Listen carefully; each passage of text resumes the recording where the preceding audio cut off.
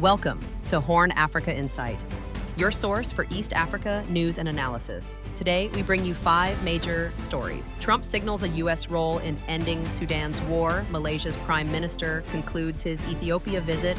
Singapore's prime minister heads to the G20. And Addis Ababa, experts warn rising Nile levels may force Egypt to activate the Toshka Spillway. And online tensions grow between Ethiopia and Eritrea over Red Sea access. Facts now. Hashtag HornAfrica Insight.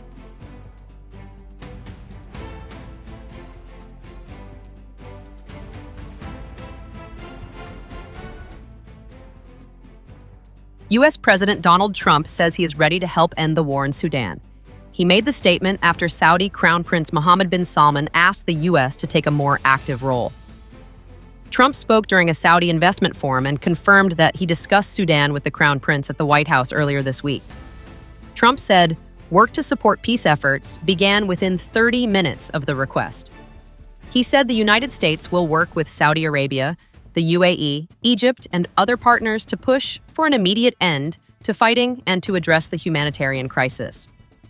Trump wrote on Truth Social that Sudan is facing tremendous atrocities and called it the most violent place on earth, with millions in need of food and medical help. The war between the Sudanese army and the Rapid Support Forces began in 2023. It has killed tens of thousands, displaced around 12 million people, and left 25 million facing acute hunger. Foreign involvement has made peace efforts more complex. The UAE is accused of supporting the RSF, while Egypt backs the Sudanese army. General Abdel Fattah al-Burhan welcomed the U.S. initiative. U.S. officials say the priorities are a humanitarian truce, the flow of aid, and a path back to civilian governance. Reactions are mixed. Some hope Trump's influence may push both sides to talks. Others doubt the role of regional partners who have been involved in the conflict. Whether this new push can change the situation remains uncertain.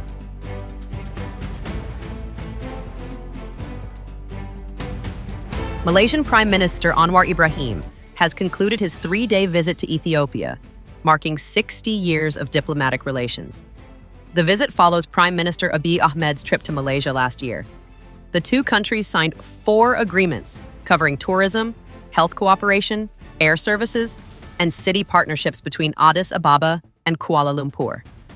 Talks also focused on trade, investment, digital economy projects, green development, and education. Anwar called the visit productive and said both countries can benefit by combining their strengths. During his stay, Anwar met Islamic leaders in Ethiopia and discussed interfaith harmony before donating Qurans. Malaysia reopened its embassy in Addis Ababa earlier this year after being closed for 42 years. Bilateral trade reached 625.6 million ringgit in 2024. Malaysia mainly exports electronics, palm oil, chemical products, and textiles, while importing agricultural items and minerals. Anwar said Ethiopia is important because of its large population, fast-growing economy, and role as the African Union headquarters. He also attended a high-level business forum with Ethiopian and Malaysian companies.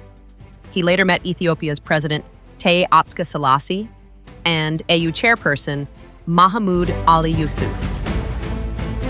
Singapore's Prime Minister Lawrence Wong is attending the G20 summit in Johannesburg from November 21st to 23rd.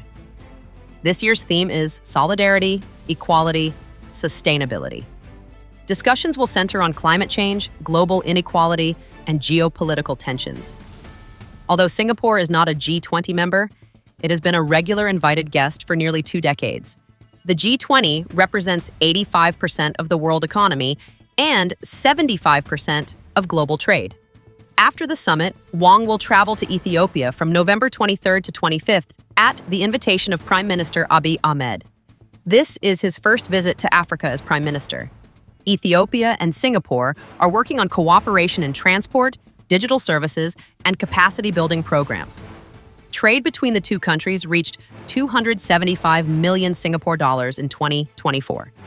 During the visit, Wong will lay a wreath at the Adwa Victory Monument, meet the head of the Africa CDC, and tour the Repi Wilmar factory, where Singapore's Wilmar Group holds a major stake.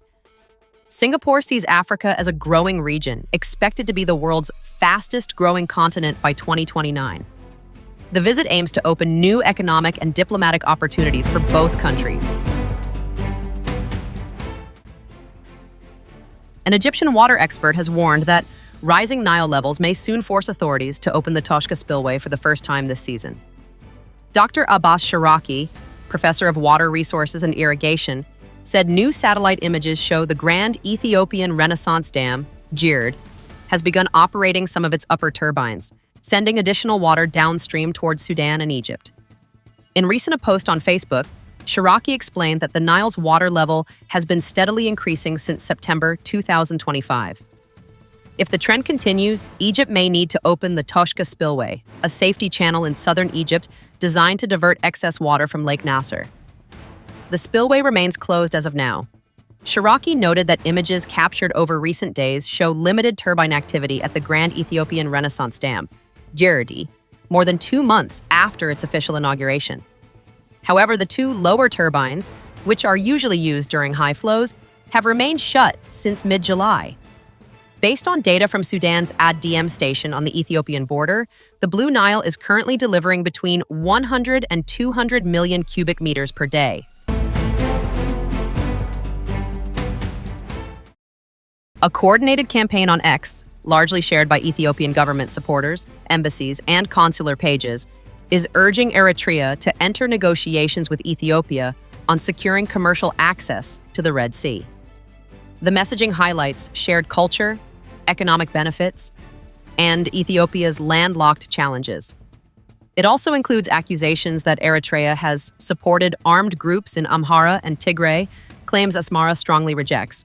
Eritrea has dismissed the outreach as propaganda, arguing that Ethiopia is attempting to reframe a settled historical issue. As Eritrean officials repeatedly point out, the Port of Assab was not decided by the Eritrea-Ethiopia Boundary Commission ruling, but became Eritrean territory in 1991 through the independence referendum.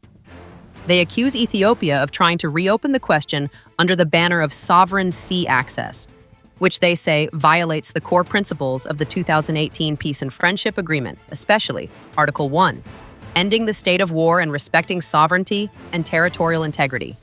Articles 4 and 5, full implementation of the Eritrea-Ethiopia Boundary Commission, border decision, and joint efforts for peace and cooperation. Eritrea's information ministry says the positive momentum from the 2018 agreement collapsed in December 2023, when Ethiopia publicly advanced what Eritrea describes as expansionist and irredentist claims, including references to sovereign access to the sea, and correcting the historical event of 1991 that led to Eritrean independence. Eritrean officials accuse the Ethiopian ruling party of saber-rattling, manipulating public sentiment, and preparing an unnecessary confrontation. Their position is that the only solution is strict adherence to international law and mutual respect for sovereignty. Meanwhile, Ethiopian voices online argue that dialogue is necessary and that a commercial port deal benefits both sides. As multiple regional studies show, Eritrean ports remain underutilized.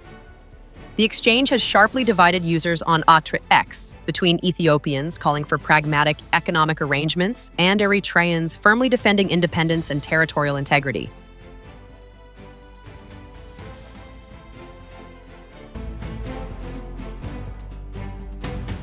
From diplomatic pushes to rising Nile levels and regional tensions, the Horn of Africa continues to shift. Like, share, and subscribe for more updates.